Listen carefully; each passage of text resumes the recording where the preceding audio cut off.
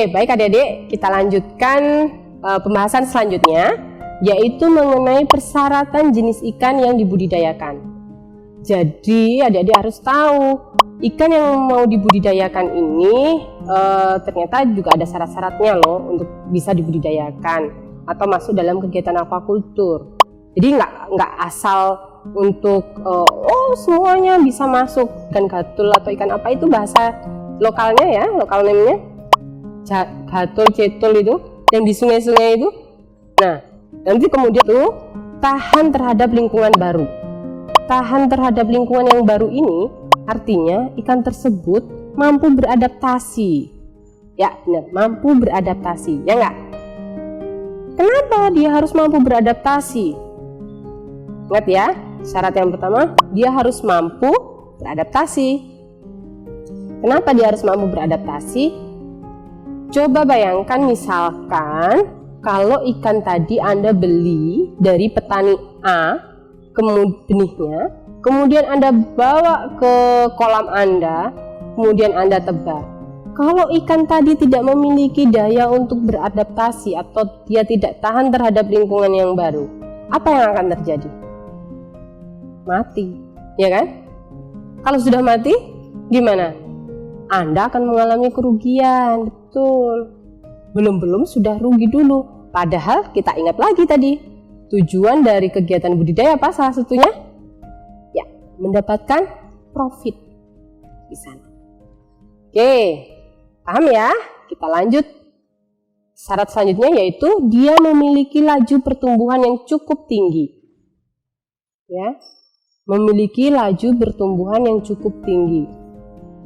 Jadi Anda sudah harus, kenapa kok ini ada syarat dia harus memiliki laju pertumbuhan yang cukup tinggi? Anda harus tahu dong, ketika kita budidaya kan pasti ada biaya yang Anda keluarkan, misalkan untuk pakan, kemudian untuk perawatannya, airnya, listriknya, kalau tempatnya sewa tempatnya, ya kan? Kalau ikannya tadi dia memiliki waktu yang cukup lama untuk kegiatan budidaya, akhirnya apa yang terjadi? Ya, biaya yang digunakan atau dibutuhkan akan semakin besar. Kalau biaya yang digunakan semakin besar, akhirnya apa? Anda bisa mengalami kerugian. Akhirnya tujuan untuk mendapatkan profit tadi gimana? Nggak tercapai. Ya, makanya itu harus dipertimbangkan. Itu syarat yang kedua tadi, nggak memiliki laju pertumbuhan yang cukup tinggi. Yang ketiga yaitu dia mampu melakukan reproduksi atau mampu berkembang biak dalam kondisi tertangkap atau kondisi di lingkungan budidaya, dia mampu untuk melakukan reproduksi atau berkembang biak. Tuh. Itu untuk mempermudah, makanya kenapa kebanyakan ada kegiatan budidaya yaitu pembenihan. Ya, karena salah satunya tadi dia mampu untuk berkembang biak dalam kondisi tertangkap. Jadi bukan di alam bebas lagi. Tuh. Oke. Selanjutnya yaitu mampu menyesuaikan diri terhadap makanan buatan yang diberikan. Kenapa harus bisa mampu menyesuaikan diri terhadap makanan buatan yang diberikan? Karena tidak semua pakan alami yang dibutuhkan ikan itu selalu tersedia. Itu yang pertama. Yang kedua, apa? Anda tahu berapa harga pakan alami kalau dibandingkan dengan pakan buatan? Lebih mahal atau lebih murah? Ya kan? Lebih mahal. Makanya untuk menekan biaya produksi, jadi syarat ikan yang kita budidayakan dia harus mampu untuk beradaptasi terhadap makanan buatan yang diberikan. Jadi dia tidak tergantung terhadap pakan alami terus-menerus. Ya. Oke, bisa dipahami ya. Saya lanjutkan.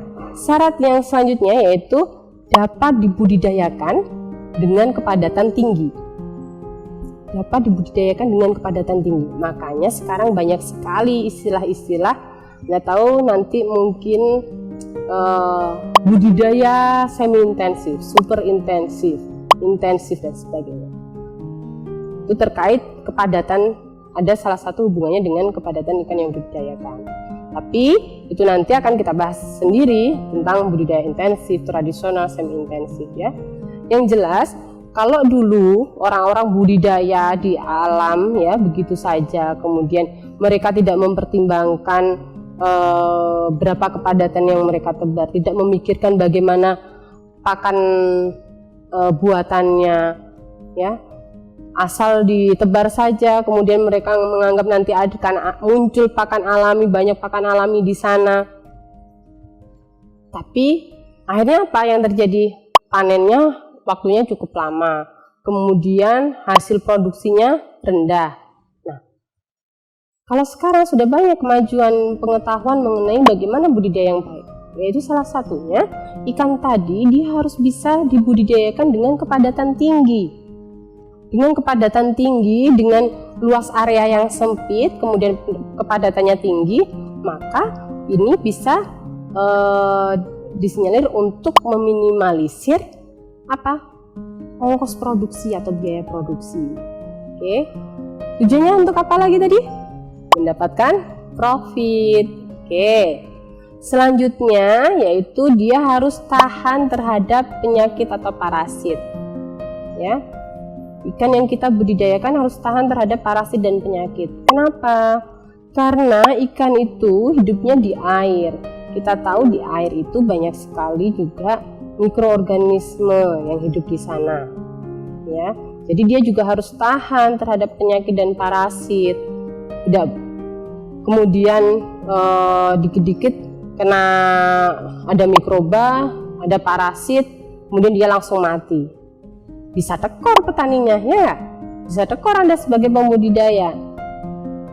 Jadi harus dipertimbangkan terkait ikan tersebut harus tahan terhadap parasit dan penyakit. Makanya mulai banyak meneliti, mereka yang mulai meneliti untuk bagaimana ikan atau udang itu mampu bertahan atau tahan terhadap infeksi atau serangan penyakit dan parasit. Seperti itu. Kemudian yang lebih penting lagi apa? Yang terakhir yaitu memenuhi selera konsumen. Oke, ingat, memenuhi selera konsumen. Kenapa? Sekarang Anda bisa bayangkan ketika Anda melakukan budidaya. Yang penting saya suka misalkan, Anda pilih organisme tersebut untuk Anda budidayakan. Anda tidak berpikir bagaimana selera konsumen, Anda tidak berpikir bagaimana kondisi pasar itu seperti apa. Yang penting Anda suka. Tapi ternyata setelah Anda budidayakan, ini misalkan Anda budidaya ikan konsumsi gitu ya, Anda budidayakan, kemudian ternyata ikan yang Anda budidayakan tadi tidak memenuhi selera konsumen, tidak laku di pasaran. Apa kira-kira yang akan terjadi? Mungkin tidak ada yang mau membeli ikan Anda, atau ikan Anda akan dibeli dengan harga yang murah. Akhirnya apa yang terjadi? Rugi. Padahal tujuannya tadi adalah Anda ingin dapat profit atau keuntungan, tapi ternyata akhirnya rugi karena biaya produksinya sudah besar. Ternyata ikan yang Anda budidayakan tidak memenuhi selera konsumen. Ya. Jadi itu perlu dipikirkan. Oke, bisa dipahami sampai sini? Ya, kita lanjutkan lagi mengenai komoditas aquaculture. Kalau tadi di awal sekali definisi aquaculture sudah saya jelaskan bahwa komoditas aquaculture tidak terbatas pada ikan saja, betul tidak? Nah, semua organisme akuatik di sana bisa masuk ke dalam aquaculture, bisa masuk dalam komoditas aquaculture, baik hidupnya seluruh hidupnya atau siklus hidup keseluruhannya ada di perairan maupun yang sebagian saja. Maka dia bisa masuk ke dalam aquaculture. Nah, betapa luas, betapa banyak komoditas perikanan, ya kan? Kalau Anda mungkin di sekitar Anda tahu, oh Bu, berarti rumput laut, ya rumput laut masuk. Dia masuk komoditas perikanan. Oke, kita lihat saja contoh-contohnya ya. Saya tidak akan memberikan semua contoh akan saya bahas, tidak. Saya akan memberikan contoh-contoh yang umum saja di sana, ya. Nanti Anda bisa selebihnya bisa cari sendiri mengenai contoh-contoh tersebut. Oke, Apa saja kira-kira yang sering Anda temui di sekitar Anda? Contoh untuk golongan ikan saja. Kalau contoh untuk golongan ikan ini adalah organisme yang dia memiliki sirip sebagai organ penggeraknya. Ini yang untuk golongan ikan ya. Apa contohnya? Oke, ada ikan mas, kemudian apa lagi? Ikan nila, ya, lele, ya kan? Gurami, patin, kerapu, bandeng, ya. Itu sebagian contoh dari golongan ikan. Ya, masih banyak lagi contoh-contoh yang lain untuk golongan ikan. Tapi yang umumnya mungkin banyak yang sering lihat ibunya masak ikan lele, ikan patin, ya kan, nila, gurami, gitu kan. Nah, sebenarnya masih banyak. Ada lagi misalkan salmon, ya enggak. Apalagi misalkan kan beronang, ya, tawes, wader, apalagi banyak sekali di sana. Oke, selanjutnya saya akan masih banyak ya, nanti dicari lagi ya contoh-contoh yang lain. Kalau tadi golongan ikan, sekarang ada golongan udang. Apa saja yang dimaksud dengan golongan udang di sana? Yaitu spesies aquaculture yang dia memiliki karapas atau kulitnya itu mengandung kitin, sehingga kadang agak keras. Organisme apa saja yang masuk ke dalam golongan udang di sana? Yo, siapa yang suka makan udang atau biasa beli udang? Ada jenis udang apa saja yang masuk golongan udang apa saja di sana? Ya, oke. Ada contohnya apa saja? Oke, ya, bindu, lagi faname, ya, udang bru, udang putih, udang cerak, udang galah, lobster, piting bakau. Ya, terus ada lagi piting soka, oke. Ya, lobster ada banyak, lobster air tawar, lobster air laut, ya. Oke, nanti selanjutnya contoh-contoh yang lain Anda bisa Anda cari sendiri ya, searching sendiri. Ini contoh sebagian kecil saja. Lanjut lagi ke golongan moluska. Ayo, ada yang mau kasih contoh? Atau apa ini yang masuk ke dalam golongan moluska kira-kira? Moluska ini adalah spesies aquaculture yang dia memiliki cangkang yang keras. Jadi lebih keras daripada cangkangnya udang. Dia lebih keras. Ya. Ayo, apa saja contohnya? Oke, ya. Kerang mutiara, apa lagi? Abalon. Selanjutnya kerang hijau, kerang darah, oyster, ya, itu masuk ke dalam golongan moluska. Jadi ingat, kerang mutiara ternyata dia masuk organisme aquaculture ya, untuk yang produk lain, yang tidak langsung dagingnya yang dimakan, tapi produk lain. Jadi menghasilkan mutiara. Oke, lanjut ke komoditas yang lain, yaitu golongan alga. Tadi Bu Nina juga sudah sebutkan, sempat menyinggung untuk rumput laut misalkan. Ya, Anda tahu itu pastinya rumput laut yang paling penting. Tapi apakah hanya rumput laut saja yang masuk ke dalam golongan alga di sana? Ada yang tahu? Apa kira-kira selain rumput laut? Oke, mungkin Anda dulu sudah pernah mendengar zaman-zaman gencar-gencarnya, oh ada protein sel tunggal, atau yang biasanya untuk suplemen makanan gitu ya. Ya. Nah, golongan alga ini dia kan masuk ke dalam spesies aquaculture yang dia bersel tunggal, ya, atau mikroalga, atau ada yang bersel banyak atau makroalga. Ya. Nah, golongan alga ini dia dibagi tadi mikroalga dan makroalga.